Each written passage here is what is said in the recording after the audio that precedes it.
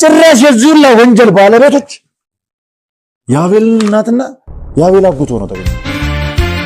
የአቤል እናት በዚህ ጉዳይ ውስጥ ገብተው ይህንን ስራ ሰርተውታል። ይህንንም ውክልና በእንደዚህ አይነት ሁኔታ ለተወካይ አስተላልፈዋል የሚል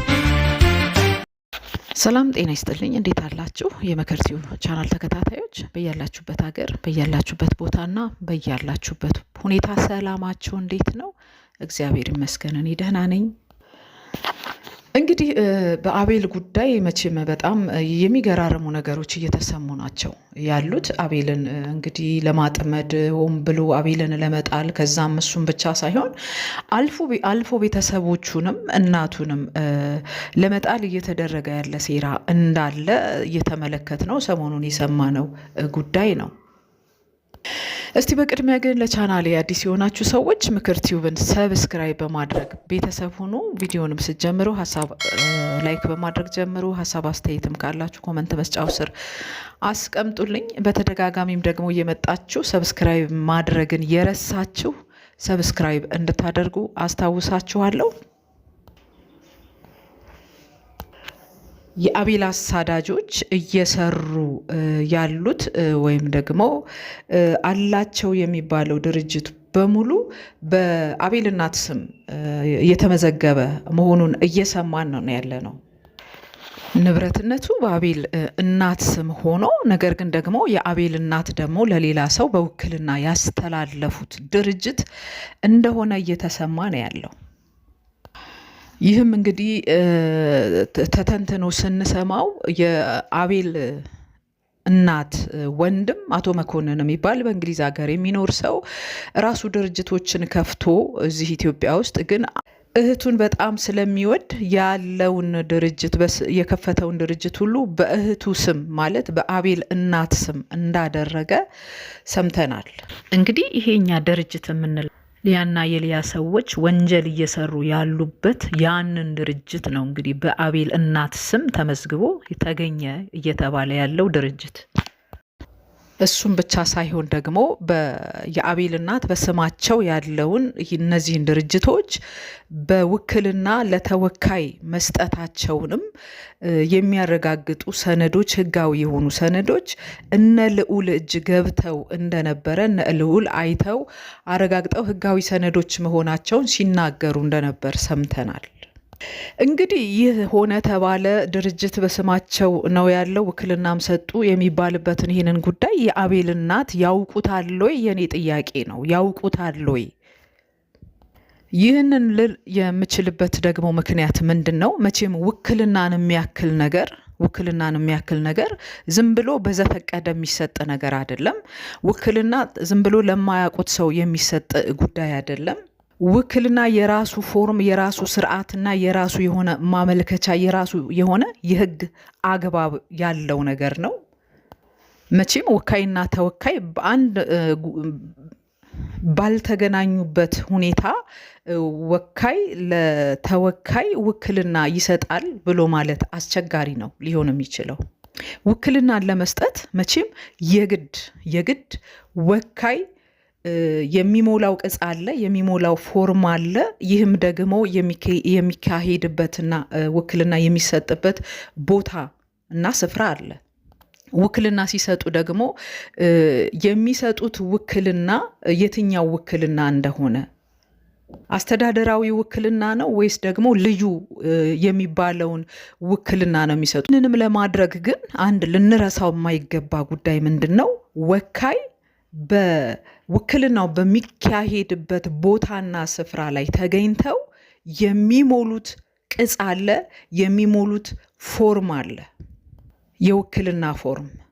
ወካይ ይህንን ባላደረጉበት ሁኔታ፣ ፎርምን ባልሞሉበት ሁኔታ፣ ፊርማቸውን ባላስቀመጡበት ሁኔታ ለተወካይ ውክልናን መስጠት ይችላሉ ወይስ አይችሉም ወይ? ከህጉ አንጻር ስንመለከት ይሄ የሚቻል ነገር አይደለም። ስለዚህ እኚህ የአቤል እናት አለ የተባለውን ድርጅት ለተወካያቸው ለመስጠት ራሳቸው የሚሞሉት ፎርም አላቸው።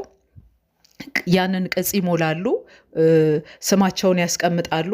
የተወካዩን ስም፣ አድራሻውን፣ ስልክ ቁጥሩን፣ መታወቂያውን፣ ያለውን ነገር ሁሉ ያስቀምጣሉ።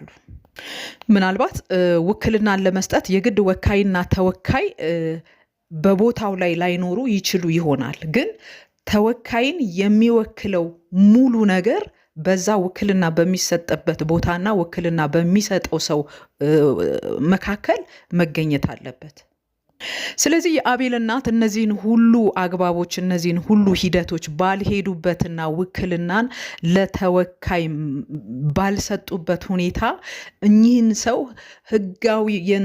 እኚህ ሰው ውክልና የሰጡበት ህጋዊ ማስረጃ አለ ብሎ ማለት ያስችላል ወይስ ያስደፍራል ወይ?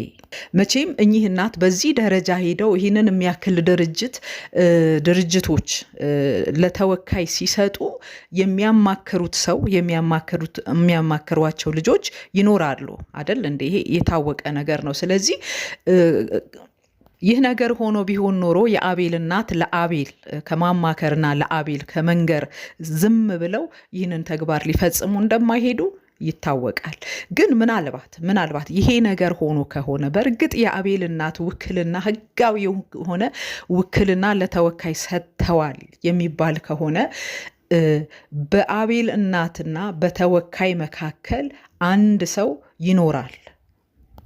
ግን ደግሞ ወካይ በሌለበት ቦታ ላይ ውክልና ይከናወናል የሚል እምነቱ የለኝም። የግድ ወካይ መኖር አለበት። እናስ ታዲያ እነ ልዑል እጅ የገባው የአቤል እናት የሰጡት የውክልና ህጋዊ ማስረጃ የተባለው ያ ማስረጃ በእርግጥም ህጋዊ ማስረጃ ነው ወይ? ስለ ህጋዊነቱ ደግሞ እነ ልዑል ምን ያገኙት ማረጋገጫ አለ? ህጋዊ ማስረጃ ነው ብለው ለማለት ያገኙት ማረጋገጫ ምንድን ነው? ይሄ ነገር በጣም ሁላችንም ያስደነገጠ፣ በሰዓቱ ሁላችንም የምንገባበት ቦታ እስኪጠፋን ድረስ ነው እንትን ያልነውና በጣም ተቆጥቼ ነበር። በጣም ተናድጃለሁ። በጣም ደንግጬ ነበር በሰዓቱ። እዛው ላይ የድርጅቶቹ ባለቤት በጠቅላላ ውክልና የሰጡት ሰው ስም ዝርዝር አለ እና የድርጅቱ ባለቤት ከላይ የሰፈረው በጣም በሚያስገርም ሁኔታ አቤል የቴትዬ ስም ነው። የማን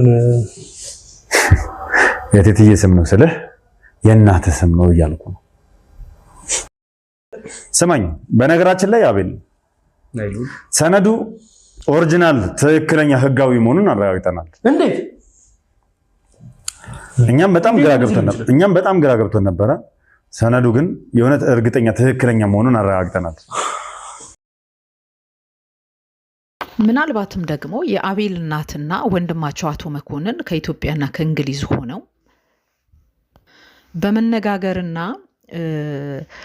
አንዳንድ ሂደቶችን በመሄድ ይሄንን በስማቸው አድርጌላቸዋለሁ በስሟ ነው ያለው የሚባለውን ይሄንን እነዚህን ድርጅቶች በውክልና ለተወካዩ እንዲያስተላልፉ የሄዱበት ሂደት ይኖር ይሆን? ምናልባት ፈርመውና አስፈርመው እኚህ እናት በማያውቁበት መልኩ በማይገባቸው መልኩ እንደዚህ አይነት ወጥመድ ውስጥ ከተዋቸው ይሆን?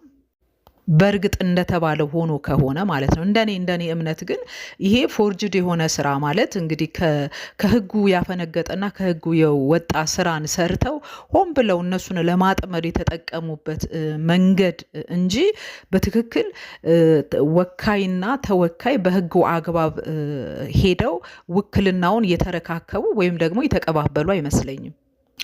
ግን በህጋዊም ይሁን ህጋዊ ባልሆነ መንገድ ይሄ ውክልና ተከናውኖ ከሆነና እናስ ደግሞ በዚህ ልክ አቤል እንደዚህ አይነት ወጥመድ ውስጥ እንደዚህ አይነት ችግር ውስጥና እንደዚህ አይነት በሞት መንገድ ላይ እንዲሄድ አጎትየው በሱ ላይ የፈረደበት ምክንያቱ ራሱ ምንድን ነው? እህትየውን እወዳታለሁ ብሎ ያለውን እህቱን ስለምወዳት ድርጅቶችን በሷ ስም አስደረኩት ብሎ የሚለው እህቱን የሚወዳት ከሆነ እንዴት ልጇ በእንደዚህ አይነት ሁኔታ እንዲነጠቅ የሞት ድባብ በእርሱ ላይ እንዲያደቡና የሞት ጥላ በእርሱ ላይ እንዲጠላ እንዲገደል በእንደዚህ አይነት መልኩና በእንደዚህ አይነት ስራ ውስጥ ለመገኘት ምን አስጨከነው? ምናልባት አሁንም ሊሆን የሚችለው ይሄ ነገር የነ ሊያ ሴራ ነው ሊሆን የሚችለው የአቤል ጠላቶች ሴራ ነው ሊሆን የሚችለው ብዬ ነው የምለው እንጂ የአቤል እናት በዚህ ጉዳይ ውስጥ ገብተው ይህንን ስራ ሰርተውታል፣ ይህንንም ውክልና በእንደዚህ አይነት ሁኔታ ለተወካይ አስተላልፈዋል የሚለው እምነቱ የለኝም። የሚለው እምነቱ የለኝም። እነ ልዑል እጅም ገብቷል የተባለው ማስረጃ ህጋዊ ሰነድ ነው ብዬም የመቀበል እምነቱ የለኝም። ምናልባት ያው እንግዲህ በብር የተሰራ በብር ጉልበት፣ በብር አቅም፣ በብር ስልጣን የተሰራ ህጋዊ ሰነድ አስመስለው የሰሩትና ያሰሩት ሊሆን ይችላል እንጂ በእንደዚህ አይነት መልኩ በውል ውክልና ሰጪና በውክልና ተቀባይ መካከል የተፈረመ ወይም የተፈጸመ ጉዳይ ሊሆን እንደማይችል እምነቱ አለኝ።